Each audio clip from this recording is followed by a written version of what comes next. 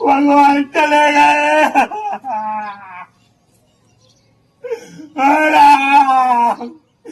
राक्षसों ने भगवान को भगा दिया रे।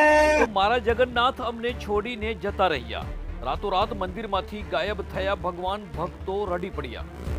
તો મધ્યપ્રદેશના રાજગઢ જિલ્લાના ખેલચીપુર સ્થિત ભગવાન જગન્નાથ મંદિરમાં શુક્રવારે સવારે શ્રદ્ધાળુઓ પૂજા કરવા પહોંચ્યા ત્યારે ભગવાનની મૂર્તિઓ મળી નહીં। તો ભગવાન જગન્નાથ, બલરામ અને સુભદ્રાની મૂર્તિઓ ગાયબ હતી। વીરાન મંદિર જોઈને શ્રદ્ધાળુ ડોક્ટર એસ પ્રસાદ મંદિર પરિસરમાં જ બેસીને રડી પડ્યા। તેમને કહ્યું, અમારા ભગવાન અમને છોડીને ચાલી ગયા। આ તરફ ઘટનાની જાણ થતાં જ ખેલચીપુર પોલીસ ઘટના સ્થળે પહોંચી અને તપાસ શરૂ કરી। મંદિરમાં લાગેલા સીસીટીવી કેમેરાના ફૂટેજ તપાસમાં આવ્યા। ફૂટેજમાં સ્પષ્ટ દેખાઈ રહ્યું છે કે મોડી રાત્રે પૂજારી વિષ્ણુદાસ સકા મંદિરમાં પ્રવેશ કરે છે, ગેટ બંધ કરે છે અને પડદા લગાવી દે છે।